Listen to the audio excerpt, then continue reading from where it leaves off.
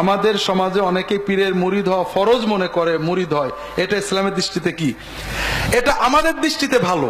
আমি একজন পীর সাহেব, আমার খুব প্রিয় ছাত্র, একজন বড় পীর সাহেব, আসলে খুব নাম করা পীর সাহেব ওরা।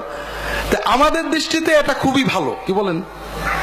পীরের মুরিদ হওয়া ফরজ হলে বাংলাদেশে 16 কোটি মানুষের জন্য প্রায় 12 কোটি পীর আছে, বাকি আমিও তো কিছু পাবো নাকি বলেন?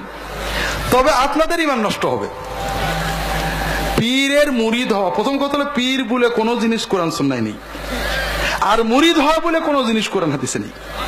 যেটা আছে সেটা হলো সাদেকিন, মুত্তাকিন, নেককার মানুষদের, সালেহিনদের সোহবত, সাথে থাকা, সোহবত নিয়ে সাহচর্য নেওয়া।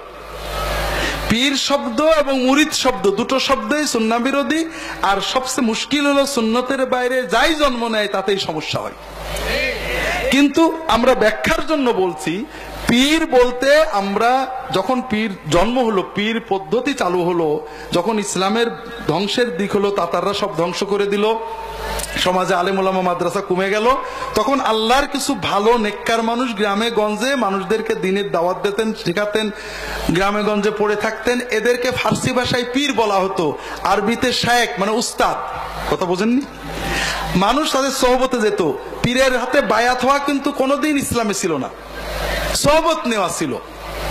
মানুষ পীরের কাছে যে বসে থাকতো, 2-4 মাস যেত, কি করে ইবাদত করব, কথা শুনতো, মনটা ভালো হতো, সোহবত নেওয়া।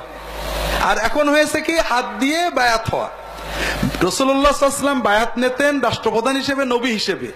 রাসূলুল্লাহ সাল্লাল্লাহু আলাইহি ওয়াসাল্লামের পরে রাষ্ট্রপ্রধান ছাড়া আর কেউ কখনো বায়াত নেননি। আব্দুল কাদের জিলানী কারোর বায়াত করেননি, নিজেও করেননি, কারোর বায়াত হননি। তিনি তার উস্তাদ দাব্বাসের সোহবতে থেকেছেন কয়েক বছর। এই জন্য নেককার মানুষদের সোহবতে যাওয়া এটা ভালো কাজ, কোরআন সুন্নাহ নির্দেশিত নেক আমল। তবে এখানে বেশ কয়েকটা জিনিস আছে। একটা হলো কার কাছে যাবেন, যে নেককার মুত্তাকি। 2 নম্বর, সোহবত নেওয়াটা নফল কাজ, নিলে ভালো, না নিলে কোনো দোষ নেই। যারা পীর তন্ত্র পীর তৈরি করেছেন, মুজাদ্দিদ আল-ফিসানি, শাহ ওলিউল্লাহ মুহাদ্দিদ দেহলভী, কারামত আলী জৌনপুরি, ফুরফুরার পীর আবু বকর সিদ্দিকী, কি বলে আপনার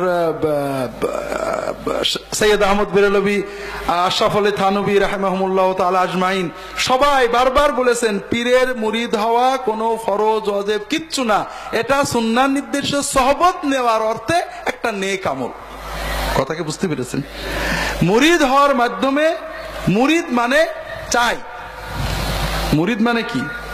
আমি প্রেমিক, চাই। আপনি কাকে চান? সত্যি? তাহলে আপনি আল্লাহর মুরিদ হবেন, পীরের মুরিদ হতে পারবেন না। এইটাই তো হলো মূল সমস্যা হয়ে গেছে, যে আমরা নেককার মানুষের সোহবতে যাব আল্লাহ পাওয়ার জন্য। এখন আমরা নেককারের সোহবতে যে নেককারকে পেয়ে বগল দবাই করে বসে আছি, আল্লাহ পর্যন্ত আর যাওয়া হলো না। এই জন্য নেককারের সোহবত ভালো জিনিস, কিন্তু পীর মুরিদিন নামে আমাদের সমাজে পীর মাশায়েখ অনেক খেদমত করেছেন, অনেক কাজ করেছেন, কিন্তু দুর্ভাগ্যবশত পীরদের প্রতি ভক্তির কারণে ভণ্ডামি এত বেড়েছে যেটা কল্পনা করা যায় না। পীর মুরিদিন নামে শিরক, পীর মুরিদিন নামে কুফর, পীর মুরিদিন নামে ব্যভিচার, পীর মুরিদিন নামে অনাচার সমাজের রন্ধে রন্ধে ছেয়ে গেছে। কাজেই আমার শ্বশুর একটা কথা বলতেন, আর পীরের কথা তো বলতেই হয়। আমার পীর যেহেতু বলতো যে বাবারা দোহাই লাগে, ফুরফুরা যায় না, কোথাও যেও না, তোমরা কোরআনের মুরিদ হও আর মসজিদে যাও।